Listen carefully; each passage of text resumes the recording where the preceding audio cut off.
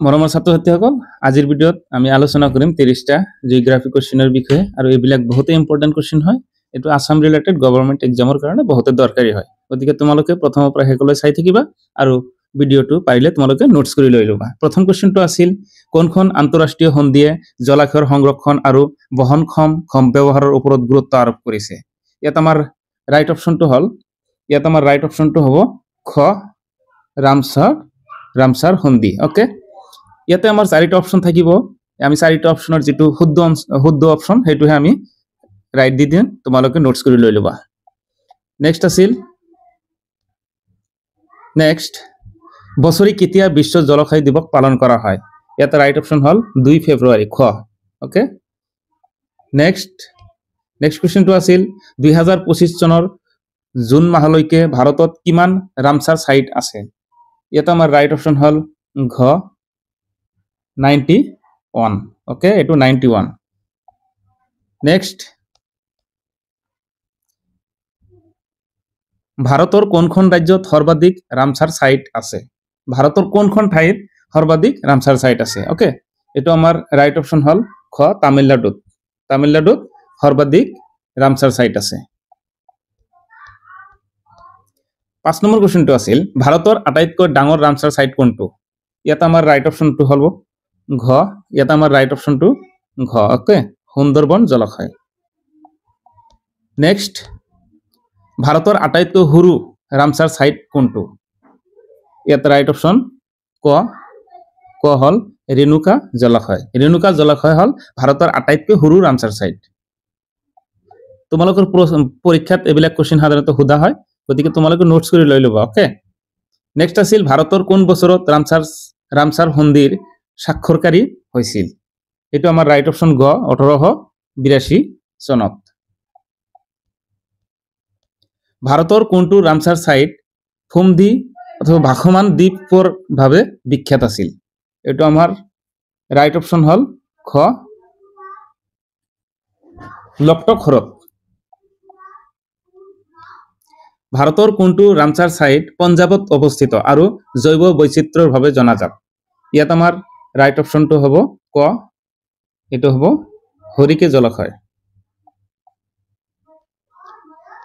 10 number কোৱেশ্চনটো আছিল ভাৰতৰ কোনটো ৰামছাৰ সাইট চৰাই চোৱাৰ বাবে বিখ্যাত মানৱশ্ৰেষ্ঠ জলাশয়? এটো আমাৰ ৰাইট অপচন খ কেওলাদেও ৰাষ্ট্ৰীয় উদ্যান। 11 নম্বৰ কোৱেশ্চনটো আছিল ৰামছাৰ সন্ধিৰ কোনটো অনুচ্ছেদে জলাশয়ৰ সংজ্ঞা দিয়ে? ইয়াত আমাৰ ক নম্বৰ হ'ব ৰাইট অপচন অনুচ্ছেদ 1। নেক্সট আছিল ভাৰতৰ কোনটো ৰামছাৰ সাইট আটাইতকৈ ডাঙৰ উপকূলীয় লেগুন? ইয়াত আমাৰ ৰাইট অপচন ক চিলিকা হ্ৰদ।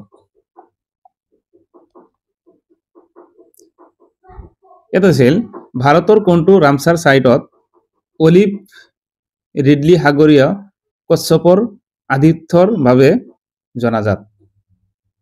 ইয়াত আমাৰ ৰাইট অপচন হ'ব ক নম্বৰ ভিতৰকণিকা মেংগ্ৰোভ। 14 নম্বৰ কোৱেশ্চনটো আছিল ভেম্বলাট কল জলাশয় কোনখন ৰাজ্যত অৱস্থিত? ইয়াত আমাৰ খ কেৰালাত অৱস্থিত। জম্মু কাশ্মীৰত কোনটো ৰামছাৰ সাইট অৱস্থিত?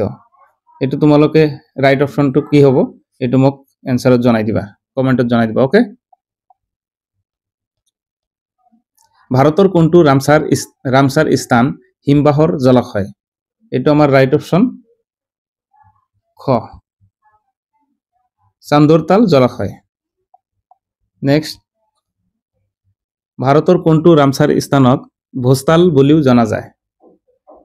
ভাৰতৰ কোনটো ৰামছাৰ স্থানক ভোজতাল বুলিও জনা যায়? ইয়াতে আমাৰ ভোজ জলাশয়। নেক্সট আছিল ভাৰতৰ কোনখন উদ্যান ভাৰতৰ এক শিং গড়ৰ বাবে বিখ্যাত?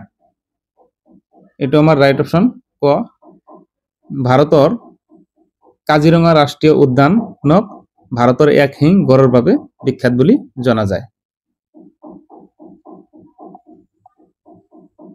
নেক্সট ভাৰতৰ কোনটো ৰামছাৰ সাইট গুজৰাটত অৱস্থিত ভাৰতৰ কোনটো ৰামসাৰ সাইট গুজৰাটত অৱস্থিত এইটো আমাৰ ৰাইট অপশন হল ক নলসাৰোৱাৰ পক্ষী অভয়াৰণ্য ভাৰতৰ কোনটো ৰামসাৰ স্থান পলক জলাশয় ইয়াতে ৰাইট অপশন ক ৰুদ্ৰসাগৰ হ্ৰদ নেক্সট চোৱা ভাৰতৰ কোনটো ৰামসাৰ সাইট বিহাৰত অৱস্থিত এটা আমাৰ ৰাইট অপশন হবো ক নম্বৰ 2 কাবাৰতাল জলাশয় আমাৰ ৰামসাৰ সাইটটো বিহাৰত অৱস্থিত ভাৰতৰ কোনটো ৰামসাৰ সাইট মধ্য এছিয়ান ফ্লাইওয়ে ৰুটৰ অংশ এটা আমাৰ ৰাইট অপশন ক পাৰ্বতী অৰ্ঘপক্ষী অভয়াৰণ্য ৰামসাৰ সন্ধি কোন বছৰত স্বাক্ষৰিত হৈছিল ৰাইট অপশন খ 1971 চনত ভাৰতৰ কোনটো ৰামসাৰ স্থান মেংগ্ৰোভ পৰিৱেশ তন্ত্ৰৰ বাবে জনাজাত ইয়াতে আমাৰ ৰাইট অপশনটো হ'ব ঘ ভিটাৰকানিকা মেংগ্ৰোভ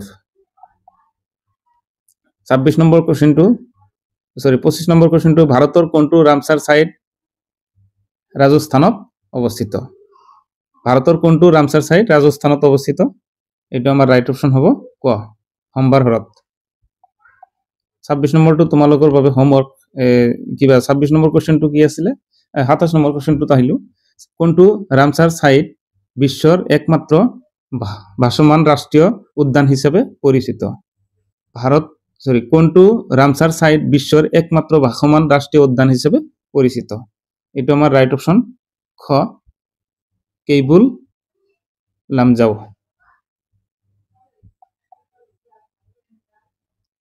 28 নম্বৰ কোশ্চেনটো নাই 29 নম্বৰ কোশ্চেনটো আছিল ভাৰতৰ কোন দুটা ৰামসাৰ স্থান মল্ট ৰেকৰ্ডৰ অধীনত তালিকাভুক্ত কৰা হৈছে এটা আমাৰ ৰাইট অপশনটো হ'ব খ আৰ নেক্সট লাস্ট কোশ্চেনটো আছিল বিশ্বৰ ভিতৰত কোনখন দেশৰ সৰ্বাধিক ৰামসাৰ সাইট আছে ইয়াতে আমাৰ ৰাইট অপশন হল খ যুক্তৰাষ্ট্ৰ আশা কৰিছো ভিডিওটো যদি ভাল পোৱা তেনেহলে লাইক কৰি থৈ দিবা আৰু চেনেলটো সাবস্ক্ৰাইব কৰি থৈ দিবা যাতে মই প্ৰত্যেক দিনে মই ভিডিও আপলোড কৰি থাকো তোমালোকৰ কাৰণে যদি ভিডিওটো ভাল লাগে মোৰ চেনেলটো সাবস্ক্ৰাইব কৰি থৈ দিবা ওকে ধন্যবাদ আজিৰ কাৰণে এইখিনিয়ে